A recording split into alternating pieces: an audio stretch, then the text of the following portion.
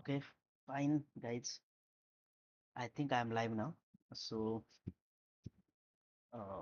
this is Devendra Boundary. I am a business analyst by my profession, but I don't have a certified business analyst certificate or any MBA. But I actually want to learn about more about the businesses, learn more about startups and everything. So this is my golden chance right now because we are living in this era and there is knowledge doesn't stop anything. So we all know there is a good playlist on the YouTube by Y Combinator. Who don't know who is Y Combinator? Y Combinator is um, uh, are the incubation programmers which provides every startup means if the startup costs their attention, they will fund them. They will raise. They in short they will help them. So uh, from them this is the series and as far as people are saying that if you understand and if you learn about if you want to learn about businesses you should watch once that course. So from now onwards we will try to finish this in 1 week. Means in 1 week we will finish one video. Okay, so we will try to understand what they say. We will try to understand what actually they wanted to say. We will try to make some notes out of it. I will also try to give that handwritten notes to you also. And if you are one of them who wants to learn businesses, so you are welcome to this uh, journey. So let's get started. Let me just check once my streaming is live or not. Okay, I think, yeah, I think I am live now. So whatever this is, we will do. Okay. So let's get started. Um, can I turn this off? Maybe. Okay.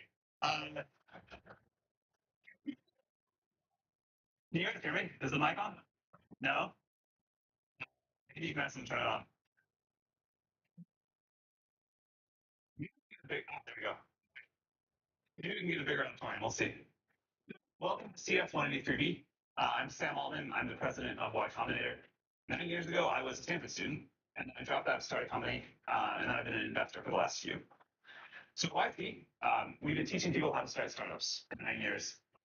Most of it's very hands-on and specific to the startups, but 30% of it is pretty generally applicable. And so we think that we can teach that 30% in this class. And even though that's only 30% of the way there, hopefully it'll still be really helpful. We've taught a lot of this at YC already, but it's all been off the record. And this is the first time that a lot of what we teach in YC is going to be on the record. So we've invited some of our best speakers to come and give the same talks they gave at YC. We've now funded 720 companies. And so we're pretty sure that a lot of this advice is pretty good. We can't fund every startup yet, but we can hopefully make this advice very generally available. Guest speakers are going to teach 17 of the 20 classes. I'm only teaching 3. Counting YC itself, every guest speaker has been involved in the creation of a $1 billion+ company. So the advice shouldn't be that theoretical. It's all from people who've done it. All the advice in this class is geared towards people starting a business where the goal is hypergrowth and eventually building a very large company. Much of it doesn't apply in other cases, and I want to warn people up front that if you try and do these things in a lot of big companies or non-startups, it won't work. It should still be interesting. I really do think that startups are the way of the future, and it's worth trying to understand them. But startups are very different than normal companies. So over the course of today and Thursday, I'm going to try to give an overview of the 4 areas that you need to excel at in order to maximize your chances of success with a startup. And then throughout the course, the guest speakers are going to drill into all of these in more detail. So the 4 areas: you need a great idea, a great product, a great team, great execution. Okay, these are the 4 areas that I should note down. Okay, first is idea, second one is product,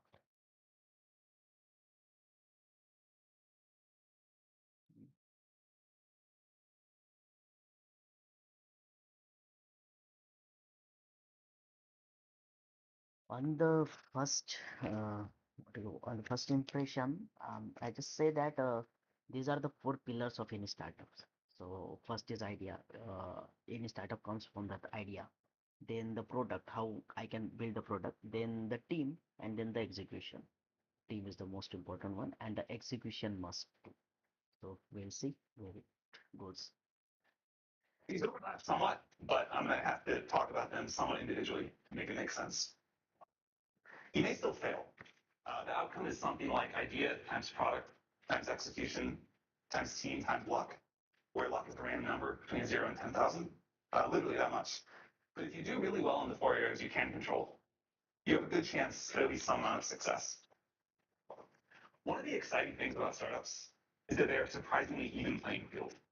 Young and experienced, you can do this. Old and very experienced, you can do this too. And one of the things that I particularly like about startups is that some of the things that are bad in other work situations, like being poor and unknown, are actually huge assets when it comes to starting a startup.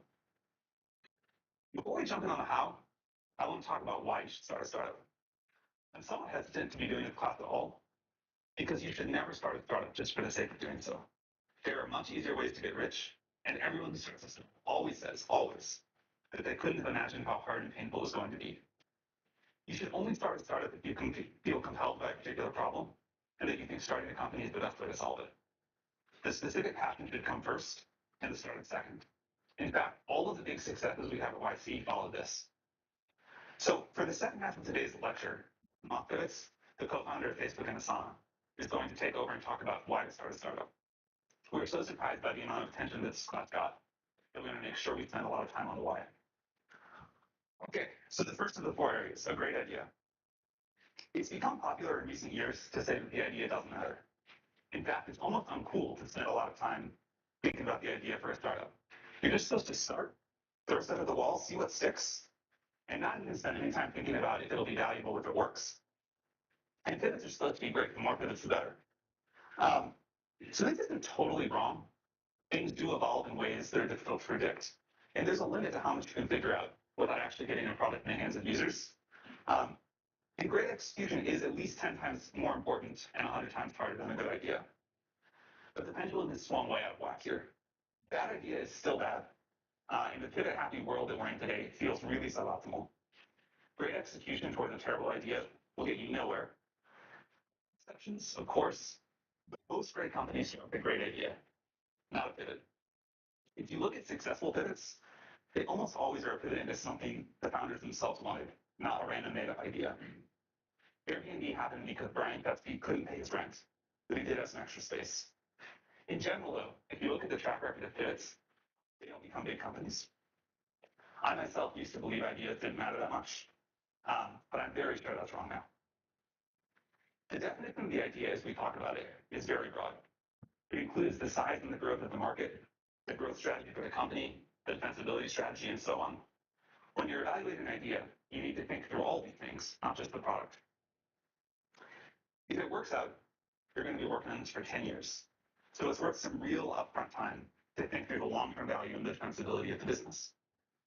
Even though plans themselves are worthless, the exercise of planning is really valuable and totally missing in most startups today. Long-term thinking is so rare anywhere, but especially in startups, it is a huge advantage if you do it. Remember that the idea will expand and become more ambitious as you go. You certainly don't need to have everything figured out in a path from hero world domination, but you really want a nice kernel to start with. You want something that can develop in interesting ways. As you're thinking through ideas, another thing that we see young founders get wrong all the time is that someday you need to build a business that's difficult to replicate. This is an important part of a good idea. I want to make this point again because it's so important. The idea should come first, and the startup should come second. Wait to start until you come up with an idea you feel compelled to explore. Uh, According to me also, what I think about is like if you are a startup founder, you should think about the idea first. Then you should understand is it work or not. And if you are going in that loop, like means in the coding language, we also called it at tutorial loops. Okay, learning loop, tutorial loop. If you are just understanding about your idea, you are just thinking about your idea and don't apply it, or you don't start your startup yet, so it is a tutorial here. Okay, so what I think is, you should have an idea, then you directly move forward to the another procedure. Because if you stuck to the idea, every idea doesn't work. Okay, that's the uh, first thing. Yeah, even Mark Zuckerberg also said, uh, Facebook is not the first thing he built. He built many games and many things. You must watch that reel also. So that's how the things work actually. So you don't think much about your idea first. You just go and dive in into it. What what will happen? Until and unless you will fail, or it might be a good success. That's it. It's also the way to choose between multiple ideas. If you have several ideas that all seem pretty good, work on the one that you think about most often when you're not trying to think about work. But we hear again and again from founders that they wish they had waited to start a startup until they came up with an idea they really loved. Another way of looking at this is that the best companies are almost always mission oriented. It's difficult to get large groups of people to the extreme levels of focus and productivity that you need for a startup to be successful, unless the company feels like an important mission. And it's usually really hard to get that without a great founding idea. The related advantage of mission oriented ideas is that you yourself will be dedicated to them. It takes years and years, usually a decade, to create a great startup. If you don't love and believe in what you're building, you're likely to give up at some point along the way. There's no way I know of to get through the pain of a startup without belief that the mission really matters. A lot of founders, especially students, believe that their startup's only going to take 2 or 3 years, and then after that, they'll work on what they're really passionate about. That almost never works. Startups usually take 10 years. A third advantage of mission-oriented companies is that people outside the company are more willing to help you. You'll get more support on a hard, important project than a derivative one. When it comes to starting startups, in many ways, it's easier to do a hard startup than an easy startup. This is one of those counterintuitive things that takes people a long time to understand. It's difficult to overstate how important being mission-driven is, so I want to emphasize it one last time. Derivative companies, companies that copy an existing idea with very few new insights, they don't excite people, and they don't compel the teams to work hard enough to be successful. Paul Graham is going to talk about how to get startup ideas next week. It's something that a lot of founders struggle with, but it's something I believe you can get better with it. Practice. And it's definitely worth trying to get better at. Great ideas is that the best ideas often look terrible at the beginning. The 13th search engine, and without all the features of the web portal, most people thought that was pointless. Search was done, and anyway, it didn't matter that much. Portal was where the value was at. The 10th social network, implemented only to college students with no money, also terrible. MySpace had one, and who wants college students as customers? Or way to stand strangers to couches. That just sounds terrible all around. These all sounded really bad, but they turned out to be good.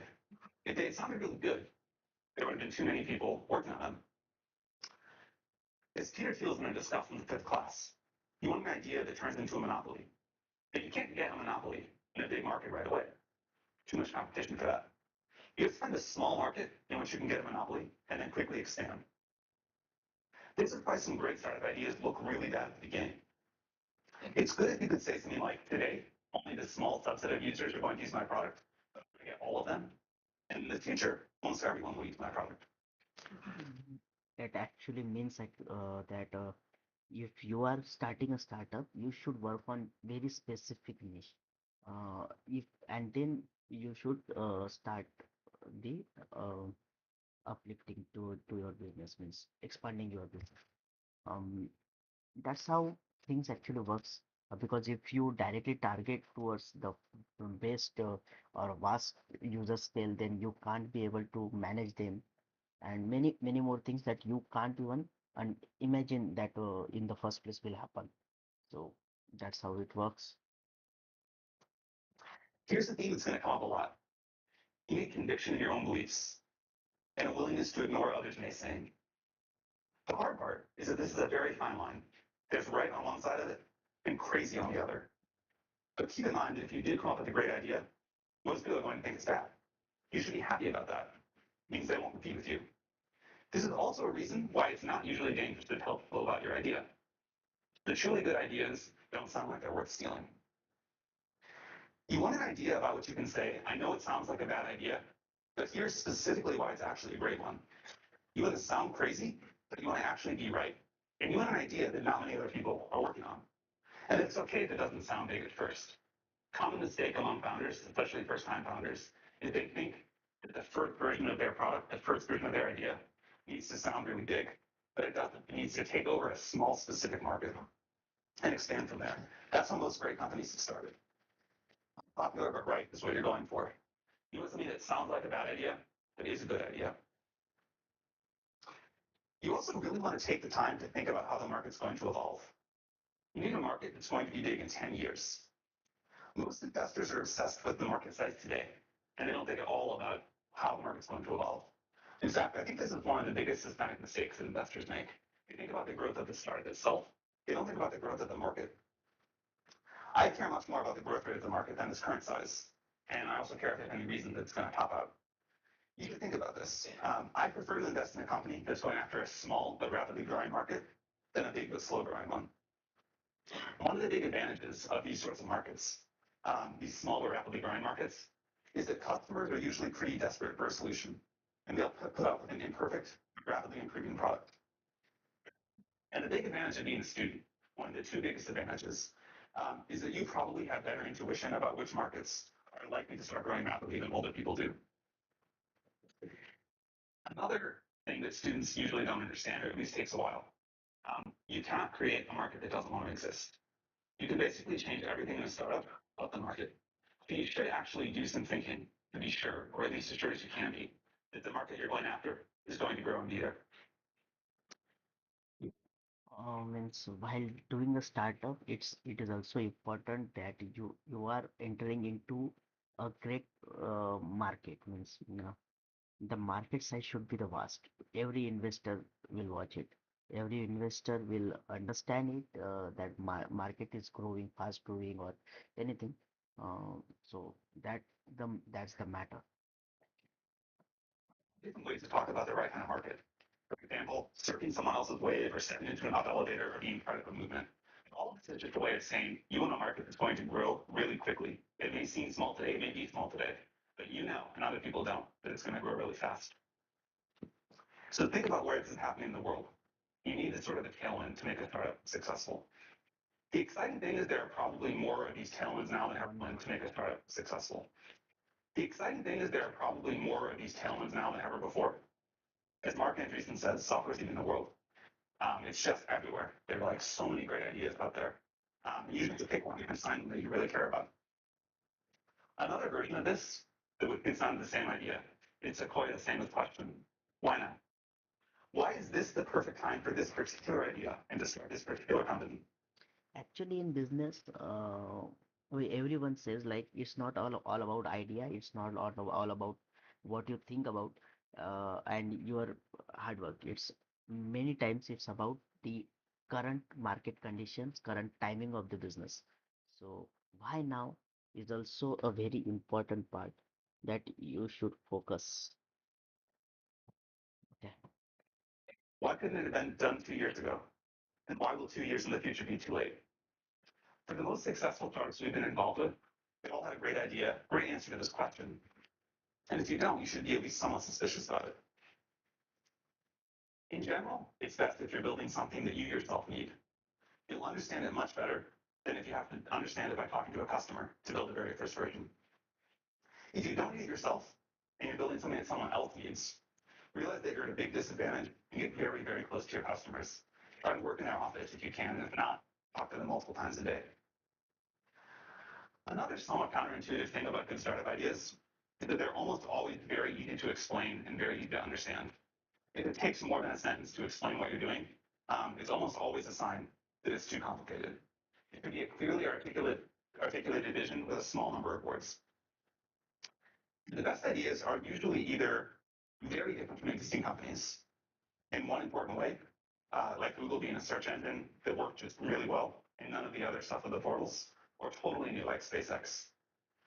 Any company that's a clone of something else that already exists with some small or made up differentiator like we're going to be X beautiful design, we're going to be Y for people that like red wine instead. That usually fails. So as I mentioned, one of the great things about being a student is that you have a very good perspective on new technology. And learning to get good at having new ideas takes a while. So start working on that right now. That's one thing we hear from people all the time, that they wish they'd done more when they were a student. The other is meeting potential co-founders. Um, you have no idea how good an environment you're in right now for meeting people that you can start a company with down the road. And the one thing that we always tell college students is more important than starting any particular startup is getting to know a lot of potential co-founders. So I want to finish this section of my talk with a quote from 50 Cent. This is this is someone who was asked about vitamin water. I won't read it; it's up there. But it's about the importance of thinking about what customers want and thinking about the demands of the market. Most people don't do this. Most students, especially, don't do this. If you can just do this one thing, if you can just learn to think about the market first, you will have a big leg up on most people starting startups. And this is something, this is probably the thing that we see wrong with Y Combinator apps most frequently, is that people have not thought about the market first and what people want first. So for the next section, I'm going to Wait a minute, I did not understand the first the sentence slide. So I'll just read it. Most people think people first of what they want to express or make, then find the audience for that idea. You must work the opposite angle, thinking first of the public. You need to keep your focus on changing needs, the trends uh, that are washing through them, beginning with their demand. You create the appropriate supply. Okay. So many times what we think like this is my idea and I will not change in my idea. That might cause your startup unsuccessful because many times what you think the first idea will change drastically while you're making it, and you should be open for it. Okay, and also the market and the public, how the public will react to your product is also very important. So okay, now I understand. market first and what people want first. So for the next section, I'm going to talk about building a great product. And here again, I'm going to use a very efficient product. It includes customer support and copyright explaining the product. Anything involved in your customer's interaction with what you built from them. To build a really great company, you first have to turn a great idea into a great product. This is really hard, but it's crucially important, and fortunately, it's pretty fun.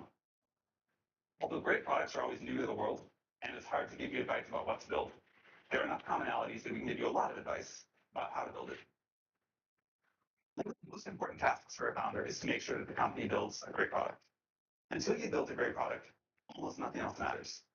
When really successful startup founders tell the story of their early days, it's almost always sitting in front of the computer working on their product or talking to their customers. That's pretty much all the time. They do very little else. And you should be very skeptical if your time allocation is much different. Most of the problems that founders are trying to solve, raising money, getting more press, hiring, the development, etc., these are significantly easier when you have a great product. It's really important to take care of that first. Step one is to build something that users love. At YC, we tell founders to work on their product, talk to users, exercise, eat, and sleep, and very little else. All the other stuff I just mentioned, PR, conferences, recruiting advisors, doing partnerships, you should ignore all of that and just build the product and then get it as good as possible by talking to your users. Your job is to build something that users. Product is the most important thing. If the product is not useful enough, and if the product does not solve the problem of the public of the market, so the startup will drastically fail. That we all know. Just Samsung is just repeating itself. Yeah. love. There are two companies that go on to be super successful and they're without first doing this. A lot of good on paper startups fail because they merely make something that people like. Making something that people want, but only a medium amount, is a great way to fail and not understand why you're failing. So these are the two jobs. Something that we say at YC a lot is that it's better to build a small number, it's better to build something that a small number of users love than a large number of users like. Of course, it'd be best to build something that a small number of users love, but opportunities to do that for E1 are rare, and they're usually not available to startups. So in practice, you end up choosing either the gray or the orange. You make something that a lot of users like, something that a small number of users like love a lot. And this is a very important piece of advice. Build something that a small number of users love. It's much easier to expand from something that a small number of people love to something that a lot of people love than from something that a lot of people like to a lot of people love. If you get this right, you can get a lot of other things wrong. If you don't get this right, you can get everything else right, and you'll probably still fail. So when you start in a startup, this is the only thing you need to care about until it's working. Sure. So you have a choice in a startup. The best thing of all worlds would be to build a product that a lot of people really love. Um, in practice, you can't usually do that because a big company, if there's an opportunity like that, Google or Facebook will do it. So there's like a limit to the area under the curve of what you can build. And you can either build something that a lot of users like a little bit, or you can build something that a small number of users love a lot. And like the total amount of love is the same. It's just a question of how it's distributed. Um, and there's like law conservation of how much happiness you can put into the world with the first product of a startup. Um, and so startups always struggle with which of those two they should go. And they what it says, uh, if something has a something, some startup or some idea has a great market, so why not Google or Amazon can make it? So uh, try, you should understand the minimum line that uh, not large people should love it, because it might be the means Google and many more companies, big giants, have their own market share and their own team. They can just make it in 1 or 2 months, and uh, yeah. But now you should, if small amount of people love your idea, then they will not dive in into that separate project. So you can just focus on small amount of peoples which love your idea and which love your product. So that will be beneficial for you, and that will be beneficial for your startups. seem equal, right? Because the area under the curve is the same. Um, but we've seen this time and again that they're not, and that it's so much easier to expand. Once you've got something that some people love, you can expand that to something that a lot of other people love. But if you only get ambivalence or sort of like weak enthusiasm and then try to expand that, you'll never get up to a lot of people loving it. So the advice is find a small group of users and make them really love what you're doing. Does that make sense? All right. One way that you know when this is working is that you'll get growth by word of mouth. If you make something,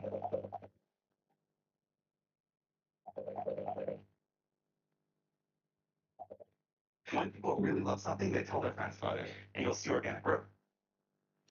If you find yourself talking about how it's okay that you're not growing uh, because there's a big partnership that's going to come save you or something like that, it's almost always a sign of real trouble. Sales and marketing are really important, and we're going to have 2 classes on it later. But if you don't have some early organic, That's how one is.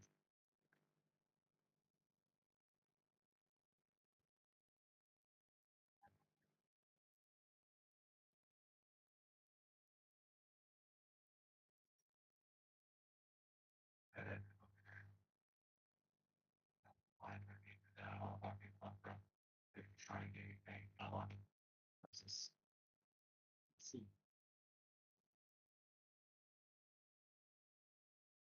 organic growth, then your product probably isn't good enough yet. A great product is the secret to long-term growth hacking.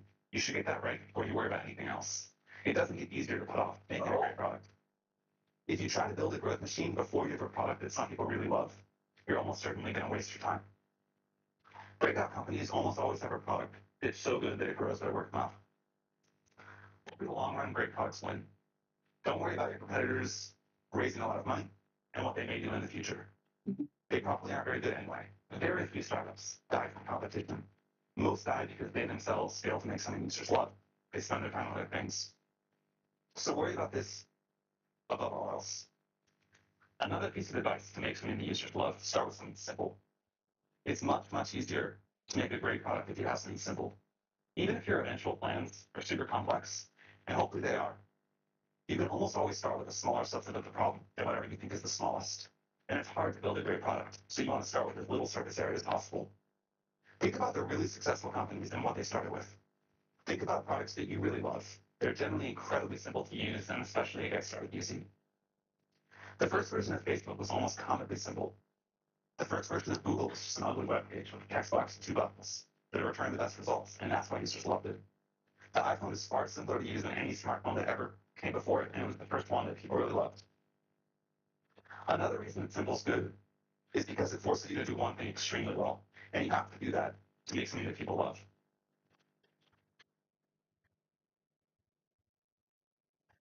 Fanatical comes up again and again when you listen to successful founders talk about how they think about their product. Founders talk about being fanatical in the way they care about the quality of the small details, fanatical in getting the copy that they use to explain their product just right, and fanatical in the way they think about customer support. In fact, one thing that correlates success among the YC companies is the founders that hook up PagerDuty to their ticketing system. So even if the user emails in the middle of the night when the founders are asleep, they still get a response within an hour. Companies actually do this in the early days. These founders feel physical pain when the product sucks and they want to wake up and fix it. They don't ship crap, and if they do, they fix it very, very quickly. And it definitely takes some level of fanaticism to build a great product. You need some users to help with the feedback cycle, but the way to get those users is manual. You should go recruit them by hand. Don't do things like buy Google Ads in the early days to get initial users. You don't need very many. You just need ones that will give you feedback every day and eventually love your product. So instead of trying to get them on Google AdWords, just find a few people in the world that will be good users, recruit them by hand. Ben Silver, when everyone thought Pinterest was a joke, recruited the initial Pinterest users by chatting with strangers in coffee shops. He really did. He just walked around Palo Alto and said, "Will you please use my product?" He also used to run around the Apple store in Palo Alto, and he would like settle the browsers to the Pinterest homepage real quick before they caught him and kicked him out. So then when people walk in there, they're like, "Oh, what is this?" Um, this is an important example of doing things that don't scale. If you haven't read Paul essay on that topic, you definitely should. So get users manually, and remember that the goal is to get a small group of them to love you. Understand that group extremely well. Get extremely close to them. Close to them. Listen to them, and you'll almost always find out that they're very willing to give you feedback. Even if you're building the product for yourself, listen to outside users, and they'll tell you how to make a product they'll pay for. Do whatever you need to make them love you, make them know what you're doing. But they're also going to be advocates that help you get your next users.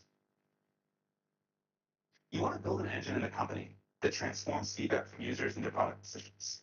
Then get it back in front of the users and repeat. Ask them what they like and what they don't like, and watch them use it. Ask them what they pay for. Ask them if they'd be really bummed if your company went away. Ask them what would make them recommend the product to their friends. And ask them if they recommended it to any yet. You can make this feedback loop as tight as possible. If your product gets 10% better every week, that compounds really, really quickly. One of the great advantages of software startups is just how short you can make the feedback. It can measure in hours, and the best companies usually have the tightest feedback loops. You should try to keep this going for all of your company's life, but it's really important in the early days. The good news is that all of this is doable. It's hard, it takes a lot of effort, but there's no magic. The plan is at least straightforward, and you. These questions are very important that we should ask for the feedback. So first one is, what do they like?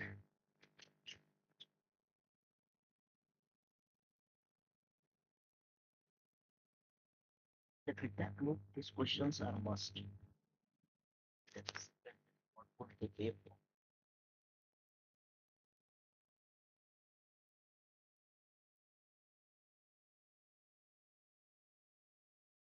And third one is, what will make them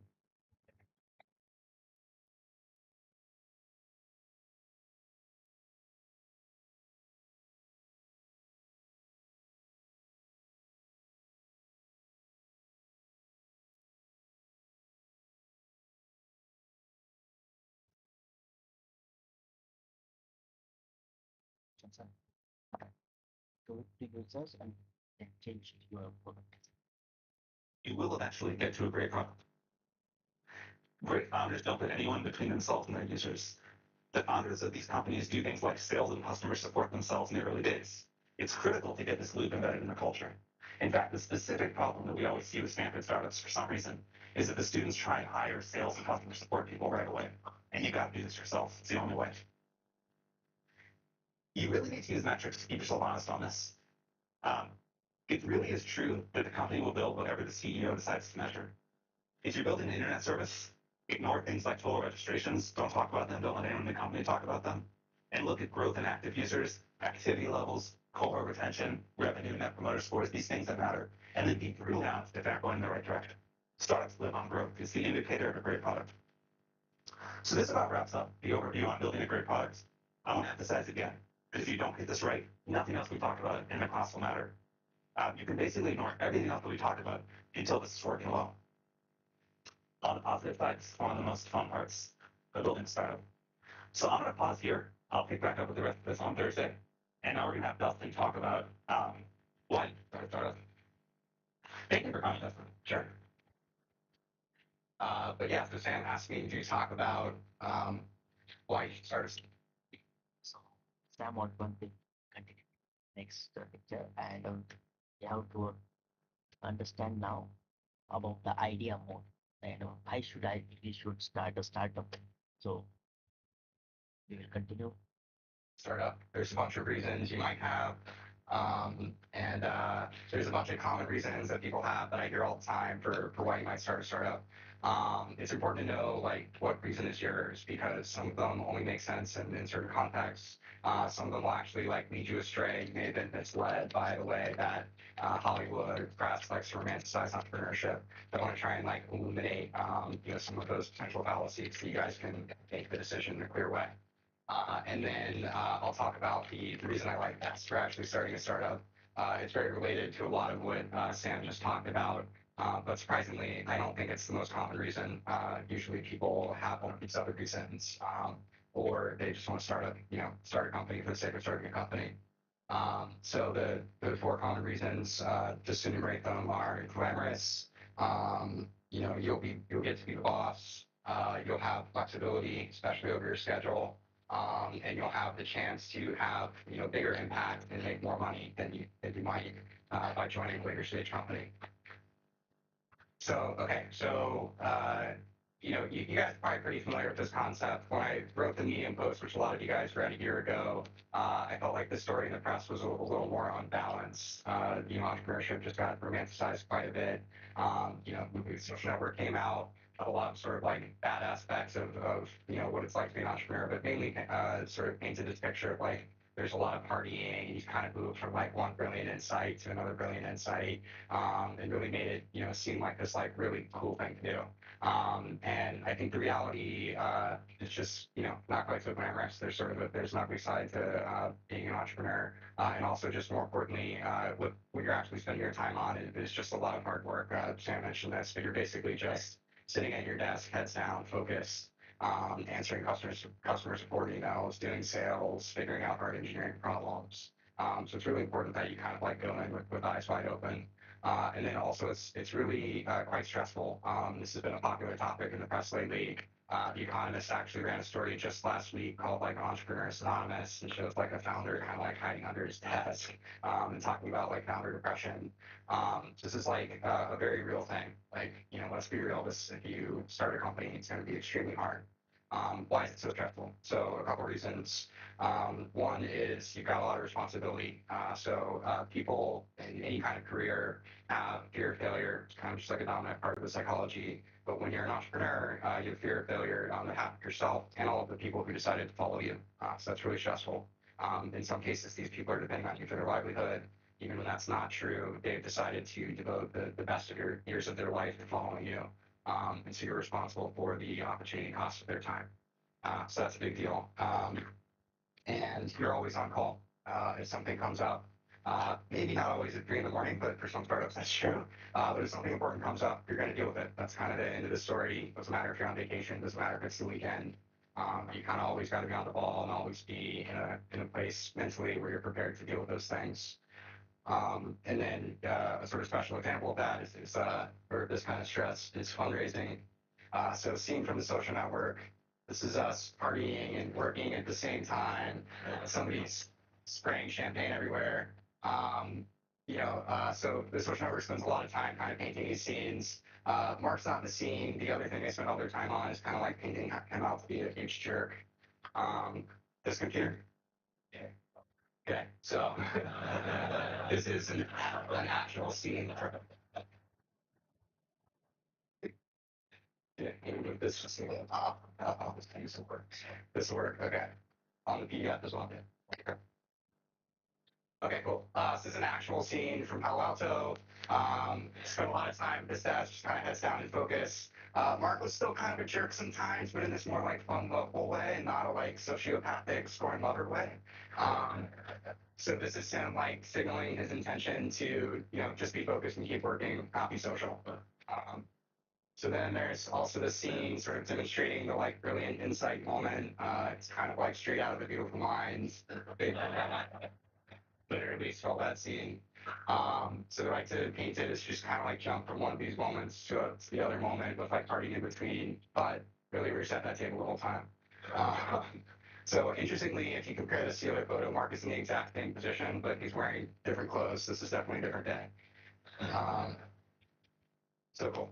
So that's what it's actually like in person. And I just covered this bullet up here. This is the Economist article I was talking about a second ago. So another form of stress is just like unwanted media attention. So part of it being glamorous, you get some positive media attention sometimes. It's nice to be on like the cover of Time and like be the person of the year. It's maybe a little less nice to be on the cover of People with like one of your wedding photos. Depends who you are. Some people would like that. I really hate it. But when Wag like, analyzes your lecture and just tears you apart, like you definitely don't want that. Nobody wants that. And then one thing I almost never hear people talk about is you're just a lot more committed. So if you're an employee in a startup, and things are stressful, it's not going well, you're unhappy, you can just leave. For a founder, you can leave, but it's very uncool. Pretty much a black eye on the rest of your career, and so you really are committed. For 10 years if it's going well, probably more like 5 years if it's not going well. So 3 years to figure out that it's not going well, and then if you find like a nice landing for your company, another 2 years at the acquiring company. And if you leave before that, again, it's not only going to harm yourself financially, it's going to harm all your employees. So you pretty much don't.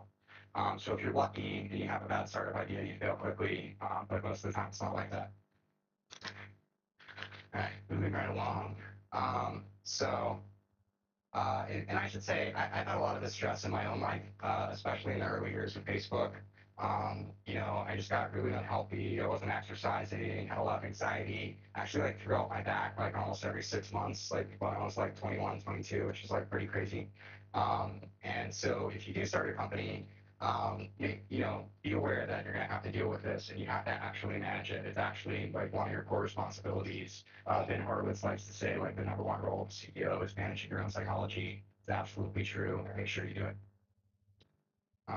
So another reason, so people, especially if they've already had a job in another company, you tend to develop this narrative of like, okay, like the people running this company are idiots. They're making all these stupid decisions. They're spending their time in these stupid ways. I'm going to start a company and I'm going to do it better. I'm going to like set all the rules. It's a pretty attractive idea. Makes a lot of sense.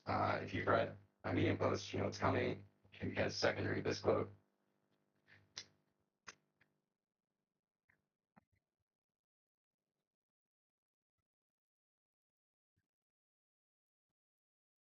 Cool. So this really resonates with me. And one thing I'd point out is, the reality of these decisions is pretty nuanced. The people you thought were idiots probably weren't idiots. They probably just had like really difficult decision in front of them, and people pulling them in multiple directions.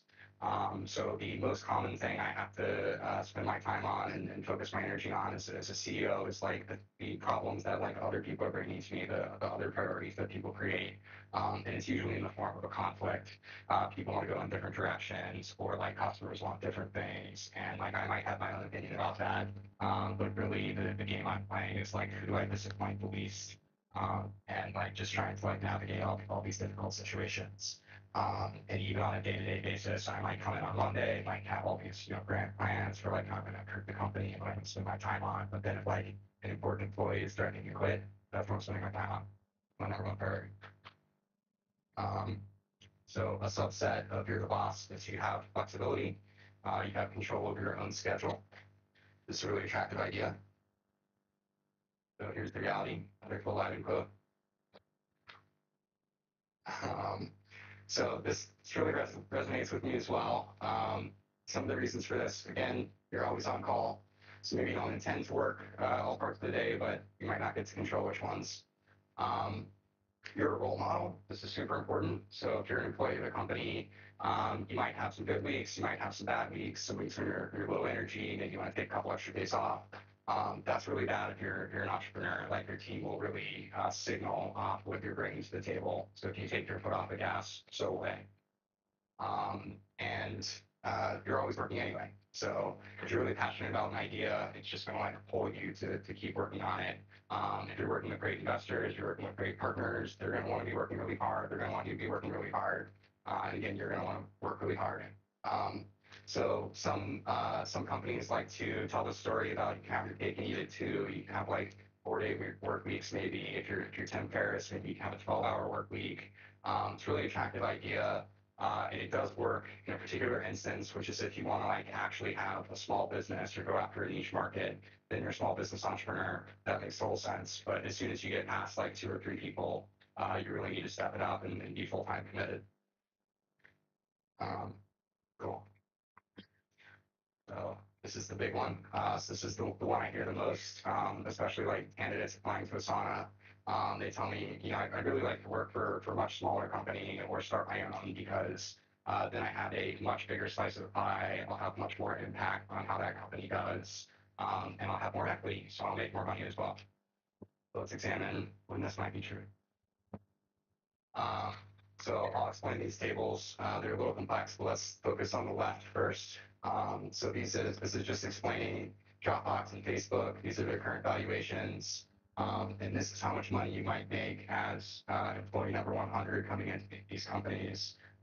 Especially if you're like a relatively experienced engineer, like you have like 5 years of industry experience, you're pretty likely to have an offer that's around 10 basis points. So if you joined Dropbox a couple of years ago, the upside you have already locked in is about 10 million. Plenty more growth from there if you move the company. If you joined Facebook a couple of years into its existence, you made $200 million. This is a huge number. And if you even if you joined Facebook as employee number 1,000, so you joined it in like 2009, you still made $20 million. That's a giant number, and that's how you should be benchmarking when you're thinking about what might I make as an entrepreneur. So moving over to the table on the right, these are two theoretical companies you might start. So Uber for pet sitting, pretty good idea. Um, if you're really well suited to this, you might have a really good shot at building $100 million company, and then your share of that company is pretty likely to be about 10%. This certainly fluctuates. Some founders have a lot more than this, some have a lot less. But after multiple rounds of dilution, multiple rounds of option pool creation, you're pretty likely to end up about here. If you have more than this, I'd recommend Sam's post on like the equity split between founders and employees. You probably should be giving out more. And then, so basically, if you're extremely confident about building this $100 million business, which is a big ask, it should go without saying that you should have a lot more confidence in Facebook in 2009 or Dropbox in 2014 than you might for a startup that doesn't even exist yet. Then this is worth doing. So if you have a $100 million idea and you're pretty confident you can execute it, I would consider that. If you think you're the right entrepreneur to build Uber for space travel, that's a really huge idea. $2 million idea. You're actually gonna have a pretty good return for that. You should definitely do that. This is also only the value after 4 years, and this idea probably has legs. Uh, so definitely go after that. If you're thinking of building that, you probably shouldn't even be in this class right now. Just go and build that company. So why is this financial reward and impact? I really think that financial reward is very strongly correlated with the impact you have on the world. If you don't believe that, let's talk through some specific examples and not think about the equity at all. Um, so why might joining a late stage company actually provide you a lot of impact? You get this force multiplier. They have an existing massive user base. Facebook, it's 1 billion users, or it's Google, it's 1 billion users. They have existing infrastructure you get to build on. That's also increasingly true for new startups, things like AWS, all these like awesome independent service providers. but you usually get some like proprietary technology and tool making for you. It's a pretty great place to start. And you get to work with a team and they'll help you just leverage your idea into something great. So a couple specific examples. Brett Taylor came into came into Google as around employee number 1500, and he invented Google Maps. It's a product you guys probably use every day. I used it to get here, and it's used by hundreds of millions of people all around the world. Didn't need to start a company to do that. Did happen to get a big financial reward, but the point is, yeah, that's the impact. My co-founder, Justin Rosenstein, joined Google a little later after Brett. He was a PM there. And just as a side project, he ended up prototyping Chat, which used to be a standalone app, as integrated into Gmail, like you see it in the upper right there. And before he did that, like people didn't even think you could do chat over Ajax or chat in the browser at all. And he just kind of like demonstrated it, showed it to his team, and then they made it happen. And again, this is probably a product most of you use maybe every day. And then perhaps even more impressively, shortly after that, JR left. He became employee around number 250 at Facebook. And he led a hackathon project along with people like Andrew Bosworth and Wayne Perlman to create the like button. So this is one of the most popular elements anywhere on the web. Totally changes how people use it. And again, didn't need to start a company to do it, and almost certainly would have failed if he had tried because he really needed the distribution of Facebook to make it work. So important to keep in mind the context for what kind of companies you're trying to start and like where will you actually go and make it happen. Um, what's the best reason? So Sam already talked about this a little bit, but basically you can't not do it. You're super passionate about this idea. You're the right person to do it. You got to make it happen. So how does this break down? Um, we're getting close to the here. I'm gonna do a tackle. Cool. Sweet. Perfect. This is sort of like a wordplay. You cannot do it in two ways. One is you're so passionate about it that you just like you have to do it. You're going to do it anyway. And this is really important because you'll need that passion to get through all of those like hard parts of being an entrepreneur that we talked about earlier. You'll also need it to effectively recruit. Candidates can smell when you don't have passion, and there are enough entrepreneurs out there who do have passion, but they may as well work for one of those. So this is sort of like table stakes for being an entrepreneur. Your subconscious can also tell when you don't have passion, and that'll be a huge problem. And then, so the other way to interpret this is the world needs you to do it. So this is sort of validation that the idea is important. It's going to make the world better. So the world needs it. If it's not something the world needs, go do something the world needs. Your time's really valuable. There are plenty of good ideas out there. Maybe it's not one of your own. Maybe it's an existing company, but you may as well work on something that's going to be good. And then the second way to interpret this is the world needs you to do it. You're actually well suited to this problem in some way. If this isn't true, it may be a sign that your time is better spent somewhere else. But also, just best case scenario, if this isn't true, you outcompete the team for which it is true. And you just end up with like a suboptimal outcome for the world. That doesn't feel very good. So drawing this back to my own experience, at Asana, Justin and I were kind of like reluctant entrepreneurs uh, before we founded Asana. So we were working at Facebook. We were already working on a great problem. And we would basically work all day long on our normal projects. And then at night, keep working on this internal task manager that was used internally at the company. And it was just because we were like so passionate about the idea. It was so clearly valuable that we couldn't do anything else. Um, and at some point, we had to have a hard conversation of like, okay, well, what does it mean if we don't actually start this company? We were able to see the impact it was having on Facebook. We were pretty convinced it could be really valuable for the world. We were also pretty convinced nobody else was going to build it. The problem had been around a long time, and just kept seeing sort of incremental solutions to it. So if we didn't go out with the one that we thought was best, we thought there'd be a lot of value left on the table. And yeah, so we just couldn't stop working on it. And literally the idea was like beating itself out of our chest, like forcing itself into the world. And I think that's the feeling you should really be looking for when you start a company. That's how you know you have the right idea. So I'll go ahead and stop there. I'll put some recommended books up here, but won't narrate them. And maybe that's the end of the class. But yeah, thank you.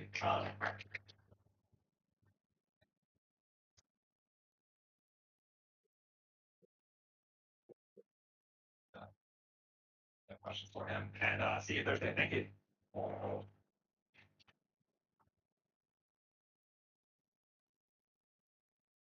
That's all about the first episode. I'm thinking of now I understand what he actually says. So should I make another video in English, simple English or Hindi?